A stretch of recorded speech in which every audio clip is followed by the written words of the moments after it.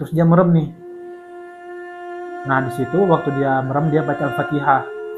Setelah baca Al-Fatihah, dia meleklah. Anggapannya kalau sudah baca doa, makhluknya hilanglah makhluk ini. Nah pas dia melek ternyata resletingnya itu kebuka. Itu berdiri cewek melihatin dia. Badannya sudah hancur ya. Mukanya juga sudah hancur. Senyum doang dia ke Dimas. Halo semuanya, apa kabar kalian semua? Semoga kalian baik-baik saja ya. Kali ini Rintian Misteri akan membawakan cerita dari teman kita yang namanya itu Bang Gani.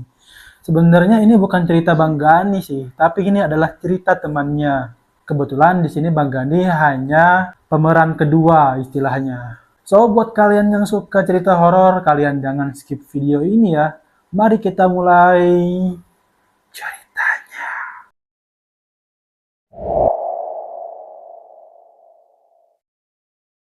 Jadi ceritanya Mbak Gani ini, dia punya teman. Mereka itu berteman 4 atau 5 orang gitu.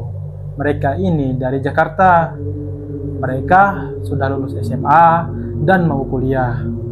Nah, setelah lulus mereka cerita-cerita mereka ini mau kuliah di mana kalau sudah lulus SMA. Nah, Bang Gani ini dia itu nggak mau kalau dia itu tetap di Jakarta.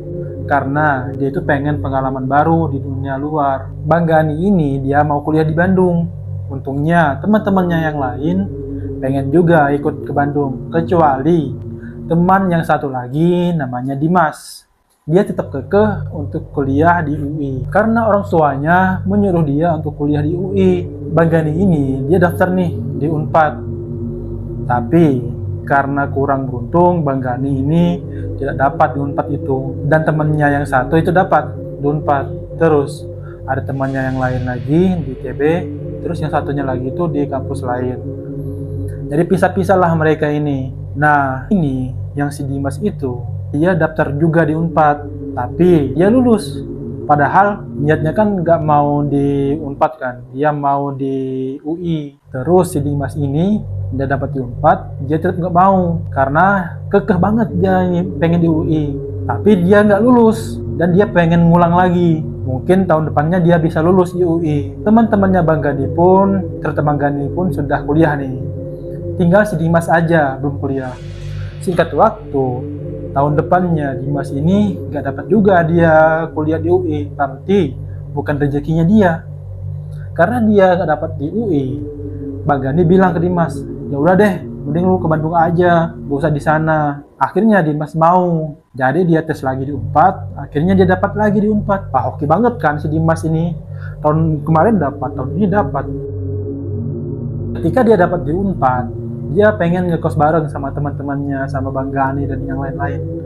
Bro, gue dapetnya di Unpad. Gue mau sama lu semua dong tinggalnya. Sebenarnya Bang Gani ini dia ngekosnya nggak barengan, cuma berdekatan aja sih kosannya. Jadi pisah kos. Karena si Dimas ini ngasih taunya telat, jadi dia nggak dapat dong kosan yang dekat situ. Karena udah pada penuh. Si Dimas ini santai banget nyari kosan. Seberjalannya waktu sampai di titik dia sudah mau ke Bandung, dia belum dapat kosan. Karena orang tuanya mengamanahi kalau nyari kosan itu nyari kosan yang bagus lah, yang layak, dibantu sama Bang Gani dan teman-teman. Dan juga nggak nemu nih kosan yang dekat sama mereka. Ternyata Dimas ini juga mencari sama referensi temannya. Dapatlah dia di kosan yang TKP ini, yang dialami Dimas nanti. Jadi kosannya ini ada 6 kamar. Ada 3 di atas, terus ada 3 di bawah. Terus WC-nya juga ada 4. 2 di atas, 2 di bawah. Jadi bukan WC dalam. Kosannya ini harganya sekitar 850-an. Pada saat itulah 10 tahun yang lalu. Dan kosannya ini harus dibayar minimal 3 bulan. Mau nggak mau, Dimas harus bayar 3 bulan. Daripada dia nggak dapat kosan, lebih baik dia bayar aja. Kamarnya ini nggak terlalu besar lah, dan nggak terlalu kecil juga. Tapi pengap, pas masuk rumah itu, pas buka jendela, kaca jendelanya tuh sudah buram-buram banget. Bang Gani ini bilang ke Dimas, Dim, kayaknya lu jangan lama-lama deh di sini. Soalnya kan di sini juga nggak ada anak-anak kampus. Ternyata kosannya ini kebanyakan adalah orang-orang pekerja. Karena kamarnya pengap, Dimas nggak betah di sini. dia cuma naruh barang doang di kosan ini. Kalau malam dia pergi nginap ke kos teman-temannya. Bang Gani kan juga bilang, lu kenapa nggak pernah tidurin kosan lu? Dan Dimas, aduh nggak bro, kosnya panas banget, nggak betah gua di situ. Terus Gani bilang, kenapa lu nggak pindah kos? Ntar bro, gua habisin dulu kos di sini. Beberapa waktu mereka jarang ketemu karena si Dimas ini baru maba, serta Bang Gani dan kawan-kawannya sudah semester 3. Jadi mereka itu jaranglah ngumpul.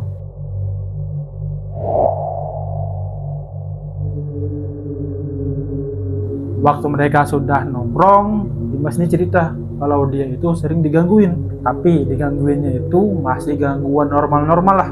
Bahkan pernah kejadian dia itu mau ke WC. Pas dia mau ke WC, ternyata WC ini ketutup sendiri. Seolah-olah sudah ada yang ngisi duluan. Terus Dimas bersangka baik kan, dan dia kembali ke kamar, naruh gayungnya lagi, dan sambil nunggu dia main gitar, kemudian dengar ada suara orang ngobrol di sebelah kamarnya. Nah, mendengar seperti ada orang yang ngobrol, Dimas ini ngetok pintu kamar orang itu. Mau kenalan lah sama orang-orang di situ daripada kaku satu sama lain kan. Ketok, nggak ada yang nyaut. Ada ibu kosnya datang. Dimas bilang, Bu, ini di sebelah. Saya ngetok-ngetok nggak dibukain Bu. Padahal saya mau kenalan. Terus ibunya bilang, yang lain belum pada pulang Mas. Dimas bingung kan. Lah, itu di kamar mandi siapa Bu? Gak ada Mas, cuma kamu doang yang di atas, kata ibunya kan. Nah, itulah cerita minor yang dialami oleh Dimas. Tapi teman-temannya Dimas seperti Bang Gani ini seperti nggak percaya, bahkan mempercandain ceritanya si Dimas ini. Nah, suatu ketika teman-temannya ini pulang ke Jakarta, sisa si Dimas doang. Akhirnya Bang Gani dan teman-temannya ke Jakarta. Baru 2 hari di Jakarta, Dimas ini ngechat di grup, tai bangsat, gue digangguin di sini. Terus Bang Gani bilang, lu digangguin gimana? Enggak, nanti aja, kalau kalian kesini baru gue ceritain. Dengar cerita itu, Bang Gani balik lagi nih di Bandung untuk memastikan Dimas itu baik-baik aja. Mereka ngobrol-ngobrol di tempat angkringan.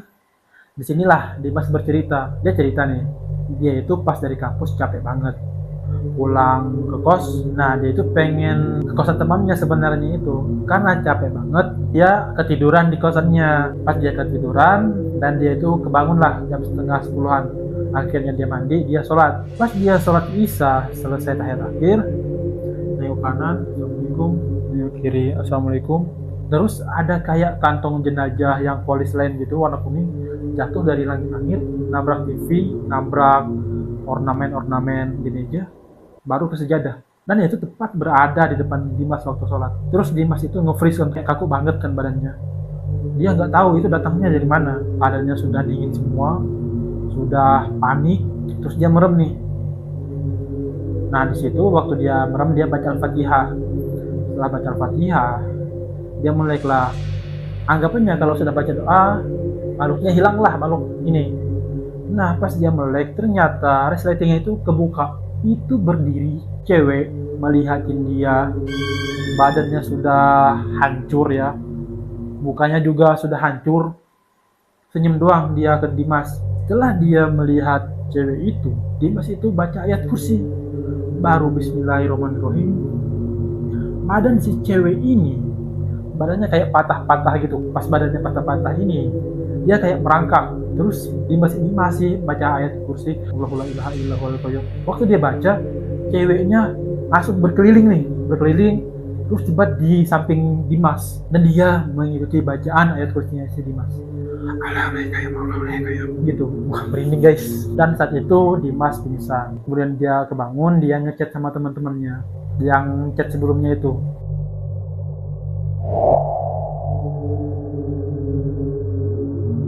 Terus di sini Bang Gani sama teman-teman menyarankan untuk cabut gitu, gak usah ditungguin lagi kosannya. Terus Dimas juga pengen cabut kan, dia bilang ke orang tuanya, tapi orang tuanya nggak percaya. Gani bilang, kan kamu udah bayar 3 bulan, gimana? Kata Dimas, nggak apa-apa lah, gue ikhlasin aja, gue udah nggak mau stay di sini. Akhirnya dia ngeliat di kos Bang Gani bilang kan, udahlah, lu cari kosan di daerah yang lain. Si Dimas ini nggak punya kendaraan kan, dan dia meja mobil temannya. Terus Bang Gani dan teman-temannya membantuin juga. Nah, hari itu sudah malam, udah jam 8 lah.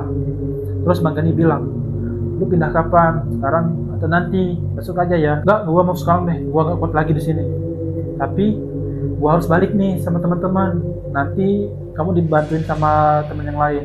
Tinggalkan si Dimas. Pas di jalan, Bagani ketemu sama ibu kosnya. Bu, ini si Dimas sering digangguin. Ibunya juga bilang, ah itu kenalan kali mas. Ya tapi kenalannya nggak gini juga bu.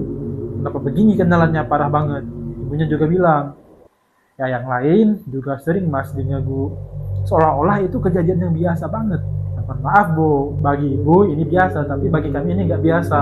Apalagi kita anak rantau. Akhirnya pas jam 4 subuh, Dimas gedor-gedor pintu nih. Mukanya Dimas itu pucat banget. Cuma bawa handphone sama barang-barang yang lain lah. Udah kayak Bagani, lu kenapa? Dia cuma jawab nih, Dimas, gua mau tidur. Lah kenapa? Gak mau tidur, gua mau tidur. Gak bisa ngomong yang lain kan. Bagani bilang lagi, astaga, lu sadar kali? Gua mau tidur. Ngerti nggak? Gua mau tidur. Udah masuk. Akhirnya Dimas baring, tidur, disemutin sama Bagani. Akhirnya bangunlah mereka di besok harinya. Ditanya Bagani kan, lu kenapa tadi malam? Gua digangguin anjing sama itu lagi. Itu yang gua ceritain. Ngarang lu, demi Allah beneran. Ceritanya si Dimas ini dia mau pindah nih. Waktu malam itu dia rencananya mau nginap di kosnya teman dulu. Cuman dia sudah ngantuk banget, kecapean, ngemas-ngemas barang yang lain. Akhirnya dia ketiduran di kosan itu. Sebelum dia tidur, dia itu mau cuci muka nih ke kamar mandi. WC-nya ini ketika kita buka WC itu ada kaca, cermin itu panjang. Nah cerminnya ini mantul ke belakang, dan di belakang itu ada pohon yang gede. Kalau kita ngaca di situ, otomatis kita melihat dong pohon ini. Si Dimas ini cuci muka sekali, 2 kali. Pas lagi sabunan, pas dia buka melek matanya, itu dia melihat cewek yang kemarin itu ada di pohon sambil duduk. Kaget kan akhirnya, bilang la ilaha illallah, la ilaha illallah. Terus si ceweknya ini dia bilang juga la ilaha illallah, la ilaha illallah. Temannya jatuh kayak panik gitu kan, terus langsung tidur, kunci pintu, dia ngucaplah di situ. Akhirnya dia ketiduran. Tiba-tiba di kuping dia itu ada yang ngomong pakai bahasa Sunda yang artinya la ilaha illallah, lu nggak berlaku di sini. Terus dia bangun, baru dia cabut ke kosnya si Bagani. Setelah di situ akhirnya mereka itu pindahlah. Dan mereka, Bagani ini juga ingin mencari tahu kenapa gangguannya seperti ini. Dia carikan ibu kosannya ini. Ibunya ini bilang kalau dulu itu kosannya itu nggak seperti ini. Dulu cuma satu rumah besar doang. Ada pembantu di sini, ART, dan dia punya anak.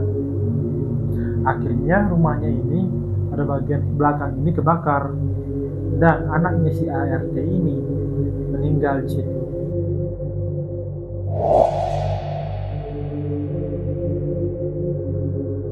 Nah, beginilah cerita singkat pengalaman horor oleh temannya Bagani, yaitu Dimas.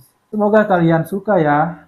Buat kalian yang ada di Bandung, hati-hati sama kosan kalian. Dan buat kalian yang punya cerita nyata horor, kalian bisa kirim ke email saya di bawah ini. So, sampai jumpa di video berikutnya.